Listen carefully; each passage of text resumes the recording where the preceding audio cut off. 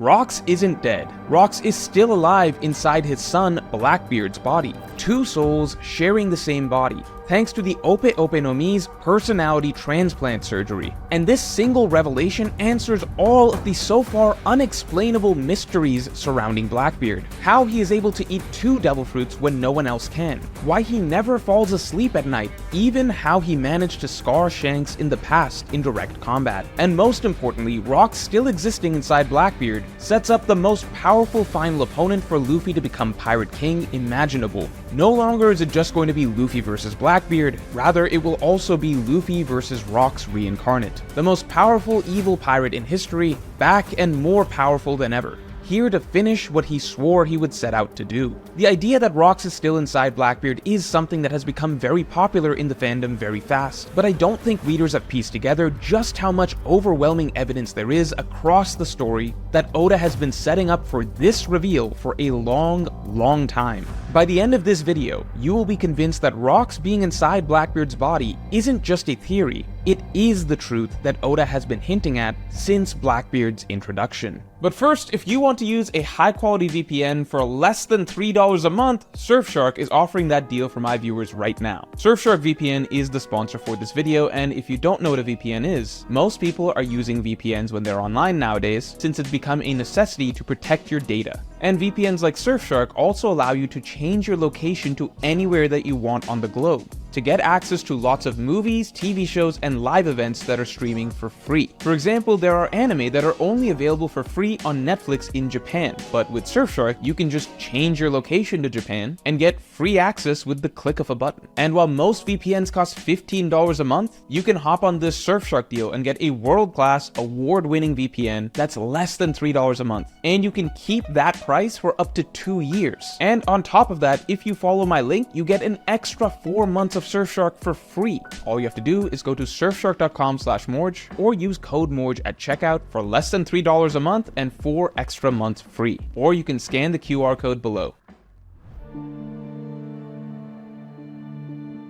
So that aside, to begin with, there is one striking aspect of how Oda is writing Rox so far that is very odd, which is that it is extremely rare in anime and manga and most fantasy in general for an author to spend this much time and focus fleshing out a villain who is already dead. See, when we first learned about the existence of Rox and readers began looking forward to the inevitable God Valley flashback, the common expectation was that we would be seeing the flashback from Roger's perspective, with Rox being the main hurdle for Roger to overcome, who we would meet in the God Valley conflict. And while we certainly still could end up getting the God Valley conflict from Roger's perspective, what's surprising is that we are first getting an extremely extended backstory from Rox's perspective. Rox's backstory is already more extensive than any of Luffy's actual enemies, like Doflamingo, Kaido, and Big Mom, and of course many of One Piece's most iconic villains never even got backstories, period. The Rox flashback is a lot of storytelling work Oda is putting into a villain if he simply exists to give us some context surrounding a modern-day villain's motivations. Generally speaking, if a villain from the past is getting that much focus, it's because they're actually being set to return as an antagonist for the hero in the modern day. And it certainly doesn't help that Rox himself swore that he would one day make his return to challenge for the title of King of the World. And we know that Rox never got to do this during his lifetime.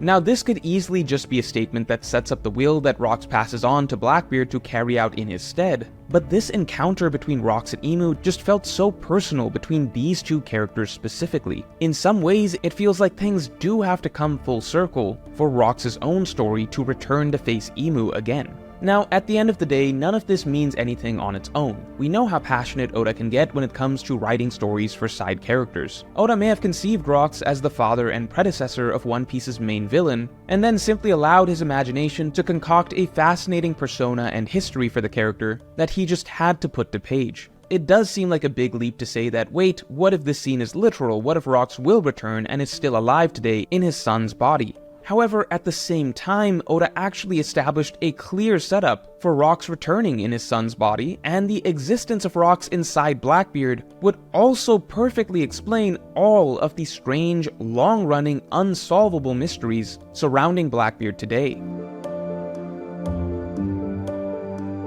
To begin with, Oda dropped a huge hint surrounding the true power of the Ope Ope No Mi, and how it may have been used to transplant Rox's soul into his son Blackbeard. Everyone fixates on the immortality surgery as being the greatest power of the Ope Ope No Mi, but people forget the rest of Doflamingo's speech. Doflamingo's speech was not just about the immortality surgery. The immortality surgery was what Doflamingo himself was interested in, but Doflamingo actually explained that there are two specific powers of the Ope Ope No Mi that it is renowned for: the immortality surgery and the personality transplant surgery. This revelation that there are two special renowned techniques of the Ope Ope No Mi is absolutely huge. There's no real reason for Oda to specifically highlight the personality transplant surgery alongside the immortality surgery, because the personality transplant ability has never played a major role in the plot and has never even been portrayed as one of Law's most important abilities. In fact, the personality transplant was only used once by Law to set up a gag segment and then never again.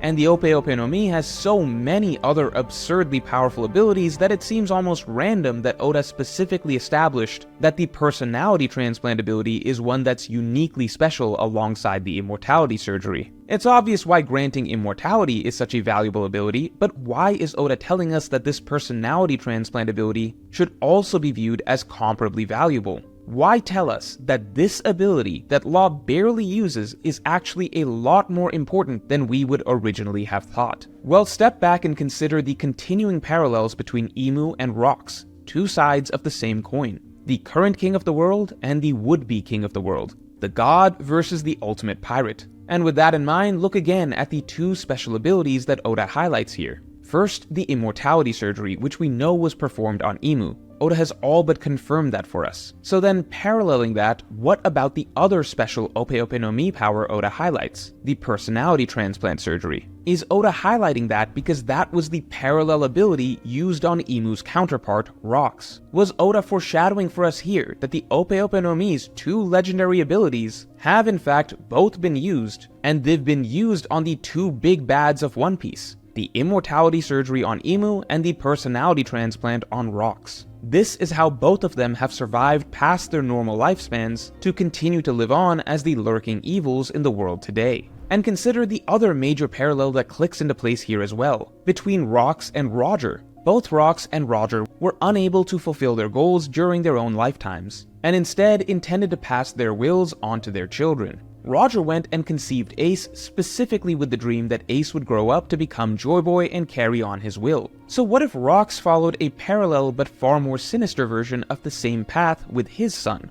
Rox, upon realizing that he wouldn't be able to fulfill his dream in his lifetime, also decided that his dream would live on through his son. But Rox didn't just pass on a will. Rox decided that his son would literally be Rox's own second chance, using the Ope Ope No Mi to transplant his soul into the infant Marshall D. Teach. Rox would hide inside the body of his own son until the time was right, and then finally emerge and reveal himself to the world when the stars aligned. Now, so far, the personality transplant ability has only been shown being used as a way to swap souls. And I'm not saying that so far the man that we know as Marshall D. Teach has been Rox the entire time, with Rox having swapped souls with his infant son. No, the idea is that Blackbeard is his own character and Rox is his own character. This is a case of two souls sharing the same body. While we still need more details to understand how placing two souls into the same body would be possible with the personality transplant surgery, Blackbeard having two souls in his body, with one of them being Rox, would perfectly answer literally every unexplained mystery surrounding Blackbeard right now. There are three major mysteries surrounding Blackbeard that would each be finally explained if Rox is hidden inside Blackbeard as his alter ego. The first and most prominent mystery is of course the mystery of Blackbeard's two devil fruits. Somehow Blackbeard is the only character in all of One Piece who is able to eat two devil fruits. And this is something that none of the characters in One Piece, no matter how experienced or powerful they may be, have ever seen before. Blackbeard is the only anomaly, the one exception to the rule that only one person can eat one devil fruit. This of course would make perfect sense if it's revealed that Blackbeard has two souls in his body, his and Rox's. This would allow Blackbeard to be able to wield one devil fruit per soul. On top of this, even the two specific types of devil fruits that Blackbeard has eaten, the Yami Yami no Mi and the Gura Gura no Mi, are almost a dead giveaway of the other soul that Blackbeard is housing. See, the Yami Yami no Mi perfectly symbolizes Blackbeard himself. Blackbeard represents darkness. In his childhood, he grew up a victim of the world's darkness, turning into the embodiment of evil as the classic cutthroat, backstabbing, morally bereft pirate of pirates, the one who will blot out the sun. And the Gura Gura no Mi? That is a fruit that is practically modeled after Rock's. Rock's entire fighting style is already characterized by destructive shockwave attacks that blow everything away. Rock's, even without a devil fruit, always fought as though he was a Gura Gura no Mi user. Oda in fact made a major point of establishing what a unique fighting style this was, to use a sword as a weapon of force and shockwaves rather than to cut. Why? Because this man was born to wield the Gura Gura no Mi. The Yami Yami no Mi fits Blackbeard, the Gura Gura no Mi fits Rock's. Whenever Rock's persona awakens in Blackbeard, and presumably takes over as the main personality, we will see one of the most powerful Haki users in history wielding the Gura Gura no Mi fruit in a way that only he could have been born to use. That is when the true terror of the Gura Gura no Mi will be shown at its full potential, in the hands of the man whose fighting style was tailor-made for it. Rock's may wield the Gura Gura no Mi in a manner that even surpasses Whitebeard, the fruit finally in the hands of the man that genuinely can use it to destroy the world. And that notion of Rock's personality taking over Blackbeard's essentially as an alter ego also perfectly explains the second major mystery surrounding Blackbeard, the fact that he never sleeps. This is something that was revealed all the way back when Blackbeard was a child, when the Whitebeard pirates went up against the Roger pirates. The fact that Blackbeard is somehow able to eat 2 devil fruits, and the fact that Blackbeard strangely never sleeps, both always seem to be tied together, related to the unique physiology that Blackbeard is hinted to have. But it never quite made sense how these two strange, unexplainable characteristics were connected. Now, with the explanation that Blackbeard actually houses 2 souls, 2 personalities inside him, thanks to Rox's personality being transplanted into him, suddenly this would also make sense. When one personality sleeps, the other, more powerful personality awakens. It's exactly like what Oda already showed us with Cavendish and Hakuba. This leads to the perception from onlookers that Blackbeard never falls asleep, when in reality Blackbeard is falling asleep and Rox's personality is taking over. Now of course, whenever Rox takes over, Rox is careful not to make any waves. He would never act too far out of character and reveal himself, especially with all those years on Whitebeard's ship, right under his former first mate's nose. But I believe there was one time, and only one time, that Rox acted out and showed a flash of his true self, and that is when he scarred Shanks. And this right here explains the final mystery surrounding Blackbeard. How did Blackbeard scar Shanks? We know that over a decade ago, Blackbeard managed to scar Shanks, but notably Shanks established that he was not caught off guard, and Blackbeard somehow managed to do this before Blackbeard even had his 2 broken devil fruits. This would imply that base Blackbeard, just through straight physical combat, was able to permanently injure Shanks, and this just doesn't line up at all with what we've seen of Blackbeard so far. Blackbeard has never been portrayed as a top-tier fighter without his fruits. In every single fight we've seen him in, he relies heavily on his devil fruits and struggles against powerful opponents in direct physical confrontations without his fruits. It has literally never seemed as though Blackbeard can actually defeat top-tier opponents without his devil fruits. Whereas on the other hand, Shanks is an absolute Haki monster, who can stop attacks from the world's strongest man and the fleet admiral of the Marines with no problem, who can one-shot 3 billion berry bounty pirates, who can overwhelm an admiral without even swinging a sword.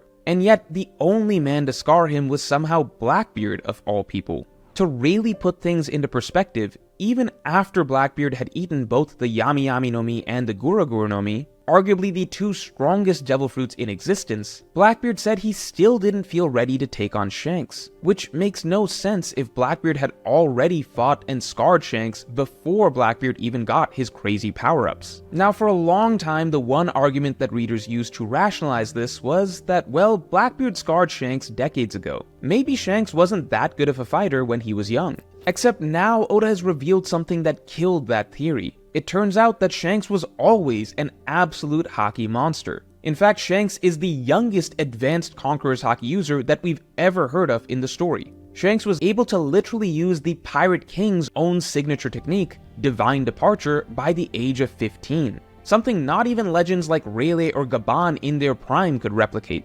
Blackbeard, even right now as an adult, has never been shown capable of any advanced forms of haki, let alone advanced Conqueror's haki. Hell, it's never even been suggested that Blackbeard has Conqueror's haki, period. So how the hell was Blackbeard, without his fruits, at any age, able to get the better of Shanks, the young haki genius? The simple answer would be that there is something special that Blackbeard is hiding. Blackbeard likely is a far stronger fighter without his devil fruits than we realize. But at this point, we've seen too many life and death battles for Blackbeard where he has floundered and struggled in physical altercations, and relied entirely on his fruits to get the better of even mediocre haki users, for it to make sense that in every one of these scenarios, Blackbeard is actively choosing not to use his secret top-tier haki and fighting skills. What would make more sense is if there is a side of Blackbeard that is a far stronger fighter than he normally is, but that can only come out under certain circumstances, such as, say, when Blackbeard falls asleep. If Rox's soul is inside Blackbeard's body, and only comes out when Blackbeard falls asleep, then suddenly Blackbeard scarring Shanks makes sense. Shanks already observed how strange it was that Blackbeard never seemed asleep. At some point in one of their later encounters, if Shanks faced Blackbeard when the Marshall D. Teach persona had fallen asleep, and the Rox persona had actually taken over, then all of a sudden, a young Shanks would unknowingly have been up against the greatest pirate of all time. Shanks would have been lucky to get away with just a scar, but from then on, Shanks knew that there was something deeply dangerous about Blackbeard, a hidden evil that needed to be monitored. I elaborate more on the hints as to how exactly Shanks vs. Rox went down in my accompanying podcast, but it seems like Blackbeard was secretly hiding a top-tier haki fighter inside him all along. But first, we're doing a huge summer sale where you can buy 2 island posters and get 3 free. That's right, for this month only, you can get 5 island posters for the price of 2, and you even get free shipping on our brand new site, onedreamstudio.com. And now when you put any 5 island posters you like into the cart, 3 of them will automatically be free.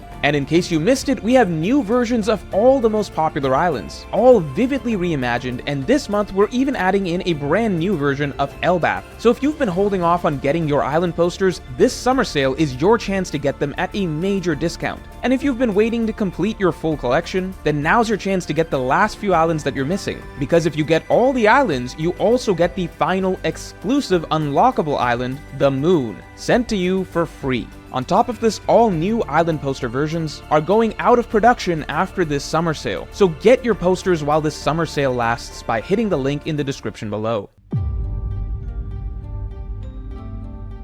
And finally, this also perfects Blackbeard's role as potentially the final, or at least the penultimate villain of One Piece. Most readers agree that Luffy vs. Blackbeard will be the most important pirate battle for Luffy in the story, and that this battle should be at least as high level as Roger vs. Rox. It should feel like a battle that truly features 2 Pirate King level characters. But since Blackbeard currently seems so absurdly far off from being Roger and Prime Whitebeard and Rox's level, a lot of readers, including myself, have long speculated that Blackbeard will have to eat a 3rd Devil Fruit to get to their level. However, with the continued increased emphasis on the power of haki, and it basically being established that strong haki is what matters the most and that Devil Fruits are secondary, then even with 3 broken Devil Fruits, would Blackbeard be able to overcome the gap in haki, and not only surpass the level of the Yonko, but actually reach the level of Prime Roger and Rox to make for a fitting final matchup with Luffy? Maybe Oda could convince us that Blackbeard, just by eating 1 more fruit, could jump from having difficulty with someone who's not even Admiral level,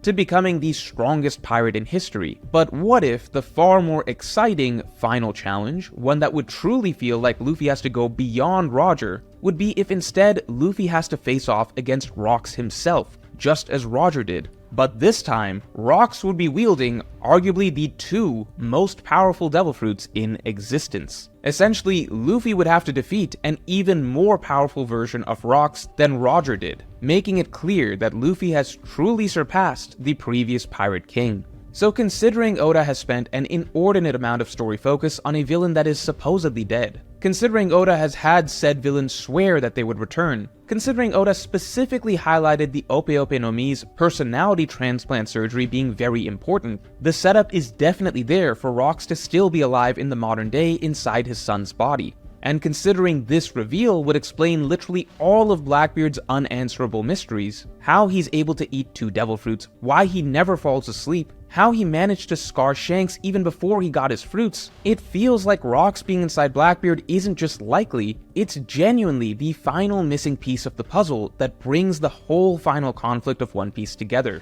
setting up for the most difficult final challenge imaginable for Luffy to become Pirate King. So let me know in the comments below if you believe that Rocks is inside Blackbeard's body. And if you enjoyed this video, then definitely like and subscribe. And if you want to hear how exactly Shanks vs. Rocks likely went down, you can listen to my weekly podcast that just dropped by becoming a member or by supporting me on Patreon, link in the description below. And make sure to get your Surfshark deal today for less than $3 a month. Just go to surfshark.com/Morge or use code Morge for 4 extra months of Surfshark free with a 30-day money-back guarantee. Link in the description below, or just scan the QR code.